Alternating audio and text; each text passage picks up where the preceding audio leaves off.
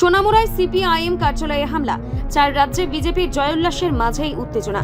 পশ্চিমবঙ্গ সহ দেশের 4 রাজ্যে বিজেপির নির্বাচনী জয়কে কেন্দ্র করে সোনামুড়ায় আয়োজিত বিজয় মিছিল থেকে উত্তেজনা সৃষ্টি হয়। অভিযোগ উঠছে, এই মিছিল চলাকালীন একদল উত্তেজিত বিজেপি কর্মী সোনামুড়াস্থিত সিপিআইএম কার্যালয়ে মহকুমা কার্যালয়ে অতর্কিত হামলা চালায়। প্রত্যক্ষদর্শীদের মতে মিছিলে অংশগ্রহণকারীদের একাংশ আচমকাই লাঠিসোঁটা নিয়ে বিরোধী দলের কার্যালয়ের দিকেও চড়াও হয় এবং ভাঙচুর চালানোর চেষ্টা করে। ঘটনায় এলাকায় ব্যাপক আতঙ্ক ছড়িয়ে পড়ে।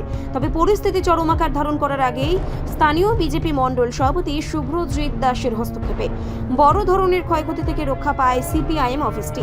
তার রাজনৈতিক সৌজন্যবোধে পরিস্থিতি কিছুটা নিয়ন্ত্রণে আসলেও এই ঘটনায় বিরোধী শিবিরের মধ্যে তীব্র ক্ষোভের সৃষ্টি হয়েছে। বাম নেতৃত্বের অভিযোগ, জয়ের উল্লাসকে হাতিয়ার করে বিজেপির রাজ্যে বিরোধী কণ্ঠরোধ করার চেষ্টা চালাচ্ছে। এই ঘটনাকে কেন্দ্র করে বর্তমানে সোনামুড়া মহকুমায় থমথমে পরিস্থিতি বিরাজ করছে এবং নিরাপত্তার খাতিরে পুলিশ টহল বাড়ানো হয়েছে। রিপোর্ট সংবাদ প্রতীক্ষা।